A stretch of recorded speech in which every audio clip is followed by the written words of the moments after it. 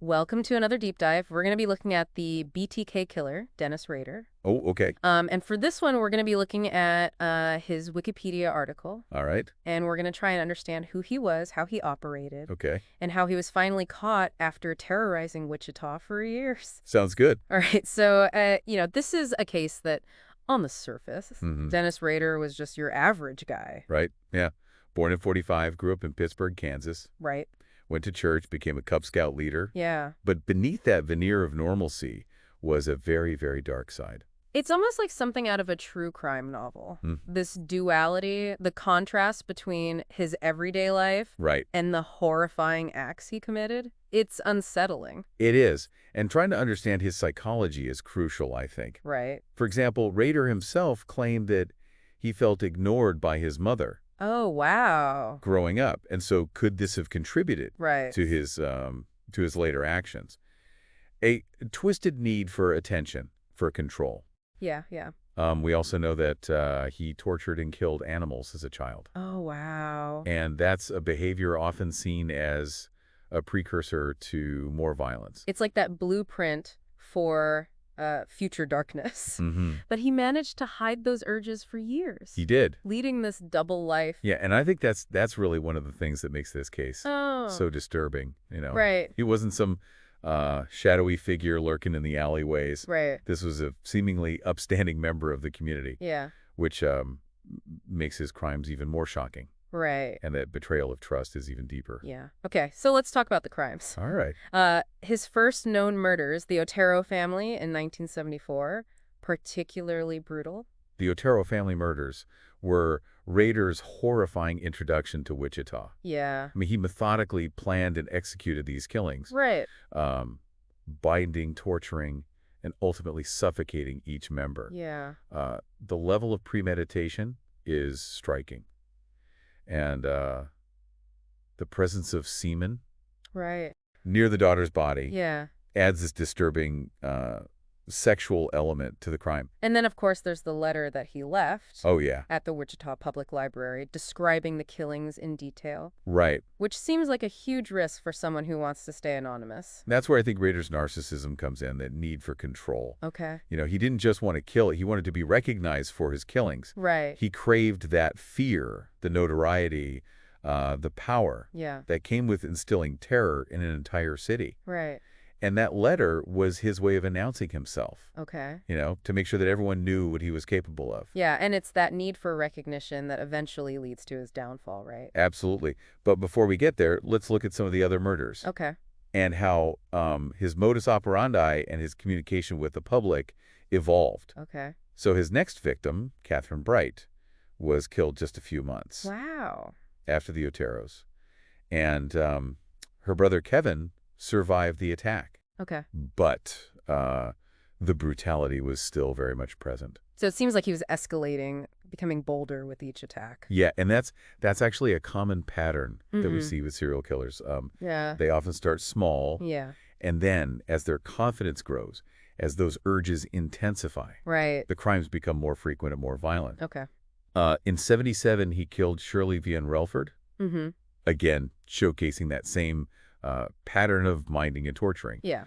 He even locked her children in the bathroom while he committed the murder. Oh, gosh. A detail that speaks volumes about his complete lack of empathy. Yeah. It's just horrifying to think about the children, trapped and helpless as their mother was being murdered. Right.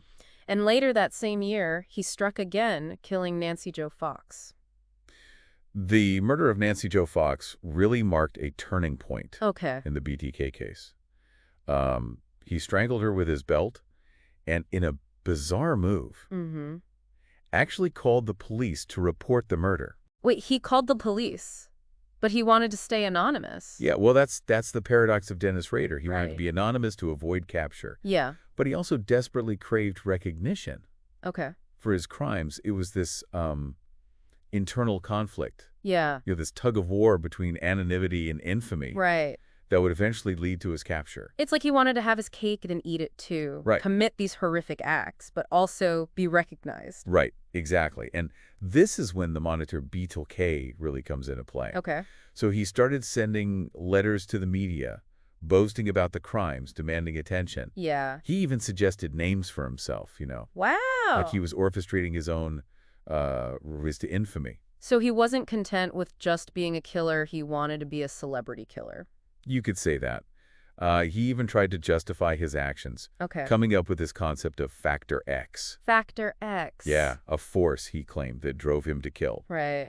Much like Jack the Ripper Oh, wow. or other infamous figures. He even requested the police Oh, wow. to send him a hidden message via a news broadcast. Did the police actually do that? They did. Wow. They flashed a subliminal message on KKE TV, Oh, wow. hoping to trigger some kind of response, Mm-hmm. a clue, anything that could lead them to him. And did it work?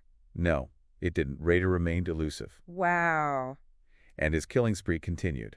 So it seems like every step of the way, this need for recognition Mm-hmm. was battling with his desire to remain free. Absolutely. And that internal conflict Right. would continue to play out as he committed more murders, Yeah. as he escalated his communication with the police, Right. and as he ultimately made the fatal mistakes Okay. that led to his capture. Okay, so let's talk about those mistakes. All right. So he had several close calls, right? He did. Like with Anna Williams in 1979. That's right. Who luckily returned home Mm-hmm. later than he expected. Rader had planned to kill her, Wow. but her late arrival foiled his plan. Gosh. I mean, it's a chilling reminder that behind the headlines. Yeah. And the statistics are real people, real lives, Yeah. forever impacted Right. by Rader's actions. Sobering thought. And despite that close call, Mm-hmm. Rader continued to kill, claiming the lives of Maureen Hedge in 85 and Vicki Wiggerly in 86. Right. What stands out to you about those cases? What's disturbing about the murders of Maureen Hedge and Vicki Wiggerly is the Yeah. ritualistic element. Okay. He took their bodies to locations of his choosing, Wow. posed them, Right. and took photographs. Oh, wow. This wasn't just about feeling anymore. It was about documenting, Yeah. controlling the narrative, Wow. creating his own macabre masterpiece. It's almost like he was creating his own twisted gallery of horrors with himself as the curator. Exactly, and that need to control the narrative, Yeah. that need to leave his mark, Right. Yeah. would ultimately become his undoing. Okay. But before we dive into that, Yeah. let's talk about his final murder, All right. the 1991 killing of Dolores Davis. Okay. So Dolores Davis was Rader's last known victim before this. Yeah. Long silence descended upon Wichita. Right. So for 13 years, there were no BTK murders. Right. No letters, no taunting. Right. The city breathed a collective sigh of relief, Yeah. hoping the nightmare was finally over. But as we know, that wasn't the case. It wasn't. So something drew Rader out of hiding, Mm-hmm. reigniting that desire for recognition. In 2004, a book was published about the BTK killings. Okay. And it seems that this reignited Rader's need for attention. Okay. He couldn't stand the thought of fading into obscurity. Right. He had to remind everyone who he was, what he had done. So he reached out again, He did. contacted the media. He sent a letter to the Wichita Eagle, Oh, wow. claiming responsibility for Vicki Wiggerly's murder, Right. a case that hadn't been definitively linked to BTK at that point. Okay. He even included photographs of the crime scene Oh, wow. and a copy of Wiggerly's driver's license. It's like his ego, his need to control the narrative, Right. overrode any sense of self-preservation. It seems that way. And this was just the beginning of a Yeah. cat and mouse game that would ultimately lead to his capture. Okay, so we're entering the final phase of the BTK saga. The phase where his need for recognition starts to work against him. Mm-hmm. I'm eager to hear what happens next. It's a fascinating and ultimately tragic chapter. Well, I guess we'll have to wait for part 2 to hear about it. I guess so. Okay, great. We'll be right back. Sounds good. We left off with Rader kind of resurfacing in 2004, unable to resist the pull of the spotlight. This need for attention really does seem to be like a defining... It is. Yeah, this wasn't just a cold-blooded killer. This was somebody who reveled in the fear and variety he generated. Yeah. You want to be a household name, Right. even if it meant risking his freedom. And that's exactly what he did. He sent, after that initial letter to the Wichita Eagle, Yeah. he didn't stop there. Oh, so what happened next? How did the renewed contact with the media play out? It quickly escalated into a dangerous game of cat and mouse between Rader Okay. and law enforcement. He sent more letters, packages, even cryptic clues, Right. like that disturbing sketch Yeah. titled "The Sexual Thrill Is My Bill." Yeah. Um, Really disturbing stuff. it's a chilling display of arrogance, Yeah. almost as if he believed he was untouchable, Right. smarter than everyone else. And I imagine the investigators must have felt immense pressure to catch him. Oh, yeah. I mean, the tension Yeah. in Wichita must have been palpable. Everyone on edge, wondering when Right. and where BTK would strike again. It was a race against time. Yeah. And the stakes couldn't have been higher. So what was the peening point? How did the police finally manage to trap this seemingly cutting killer? It's ironic. It was Rader's own vanity Okay. and his insatiable need for control that led to his downfall. Okay. So remember how he fixated on Factor X, Right? that concept of this irresistible force Right. driving him to kill. Well, that same sense of grandiosity, self-importance, Okay. proved to be his Achilles heel. So how did that play out in the investigation? So in one of his communications with police, Rader asked Yeah. if a floppy disk Right. could be traced. Right. And, they saw this as a golden opportunity, Right. a chance to exploit his ego, Okay. lure him into a trap. So they essentially used his own arrogance against him? Precisely. The police responded in a newspaper ad, assuring him Okay. that a floppy disk would be safe to use. Right. And Rader, convinced of his own cleverness, Yeah. took the bait. Okay. He sent a purple floppy disk to KSAS-TV, Wow. along with another taunting letter. Right. And some trinkets, thinking he was outsmarting Wow. the authorities. Yeah. Talk about a fail miscalculation. So what did they find on the floppy disk? It was a treasure trove of evidence, so hidden in the Okay. deleted files Yeah. of a Microsoft Word document. Okay. They found metadata that revealed Christ Lutheran Church Oh, wow. and Dennis as the last person to modify the file. Okay. That must have been a huge breakthrough for investigators. Absolutely. So it didn't take long to connect the dots. A quick internet search later, Right.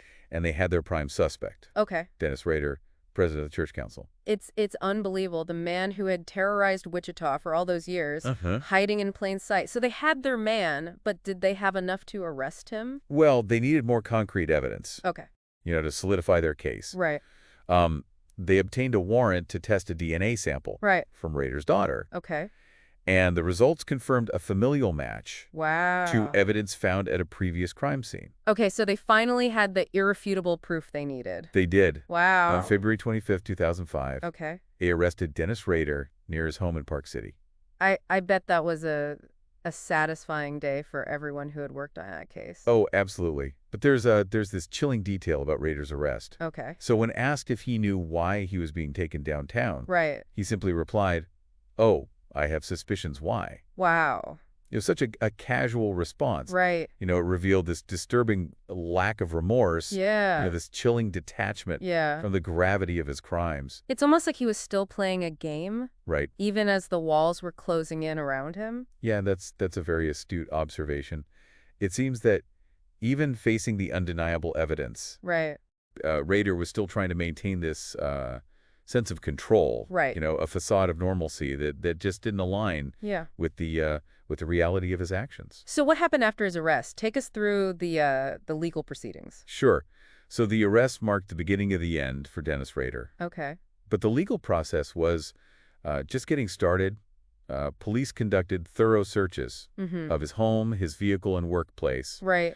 uncovering even more disturbing evidence. Okay. Computers, magazines, even a bondage kit. Wow. A stark reminder of the dark fantasies that fueled his crimes. It's hard to believe that someone capable of such depravity could just function Right. so seamlessly in society. Yeah, the duality of Rader's personality Yeah. is, it really is baffling. It is, yeah. I mean, he was a husband, a father, a church leader, and yet, Right. beneath that veneer of normalcy, Yeah. he harbored these monstrous desires. Right. It's a chilling reminder that evil can often wear. Right. The most ordinary masks. Yes, so he was charged with 10 counts of first-degree murder. Yes. What was his plea? So initially, a not guilty plea was entered on his behalf. Okay. But that would change. Okay. So on June 27, 2005, Right. Rader appeared in court Yeah. and changed his plea to guilty. Okay. And during his confession, he provided this Yeah. detailed, almost boastful account Right. of his crimes, Wow. showing no remorse for the pain and suffering that he had caused. Right. It was a chilling performance, almost as if he was reliving his crimes, Yeah. basking in the attention Right. one last time. Did he offer any explanation for his actions? Any justification? He continued to attribute his killings Yeah. to that mysterious Factor X, Right. that inexplicable force he claimed drove him to kill. Right. Yeah. But even he seemed to realize Yeah. that this explanation rang hollow, Right. especially in the face of his meticulous planning, Mm-hmm. his methodical execution, Right. the undeniable pleasure that he took Yeah. in terrorizing his victims. What was his sentence? So Kansas did not have the death penalty Okay. at the time of the murders. Right. Rader was sentenced to 10 consecutive life sentences Okay. with a minimum of 175 years. Wow. It was the harshest sentence possible Yeah. under Kansas law, ensuring that he would spend Right. the rest of his days Yeah. behind bars. A life behind bars, no possibility of parole. I guess it's a small measure of justice, even Yeah. though nothing can truly erase the pain You're right. that he caused. For the families of the victims, Yeah. nothing could bring their loved ones back. Right. But Rader's imprisonment at least offered some sense of closure, Okay. a guarantee that he could never Right. harm anyone again. So during his sentencing, Rader delivered this 30-minute statement. Mm-hmm. Was it an apology, a plea for forgiveness? Not even close. Okay. It was a rambling, self-serving monologue Right. that the prosecutor aptly compared to, an Academy Awards acceptance speech. Wow. Rader talked about himself, Yeah. his life, his actions, but without a shred Yeah. of genuine remorse. Right. It was, as if he was more concerned Right. with his own legacy, Yeah. his place in criminal history, Right. than with the devastating impact of his crimes. It's just a chilling reminder of the depths of his narcissism Mm-hmm. and his distorted perception of reality. Yeah. I mean, he seemed to view himself as this Right. tragic figure, a victim of circumstance, Yeah. rather than the perpetrator Right. of this unimaginable cruelty. And that disconnect, that inability to grasp the magnitude Right. of his actions is perhaps the most unsettling aspect Right. of the whole case. It speaks to a level of Yeah. psychopathy that's both fascinating Right. and terrifying. So after the trial, after the sentencing, where did Rader end up? He was transferred to El Dorado Correctional Facility, Okay. a maximum security prison in Kansas, Okay. where he remains to this day. And, he's not just Yeah. serving his time in a regular cell block. Right. He's in solitary confinement Okay. for his own protection. It's ironic, isn't it? Mhm. The man who craved the spotlight, who wanted to be a household name, Right. spending the rest of his life Right. in isolation. It's a fitting end in a way. Yeah. His crimes were born out of this Mm-hmm. twisted need for recognition, Right. a desire to control the narrative. Yeah. And now that very narrative Right. has been stripped Right. from him. Yeah. He's just a number, a name on a file, Right. another forgotten inmate Right. in the vast prison system. So the case was closed. Rader was behind bars. Mm-hmm. Were there any lingering questions? Did the investigation continue? Oh, absolutely. So Rader's arrest and conviction really opened up this Yeah. this whole new chapter, Okay. the BTK saga. Investigators were eager to determine Right. if he was responsible for other unsolved crimes. Right. And that led to a deeper dive into his past, his movements, Okay. and his possible connections Right. to other cases. It's hard to imagine that someone who committed these horrific acts Right? could have just suddenly stopped.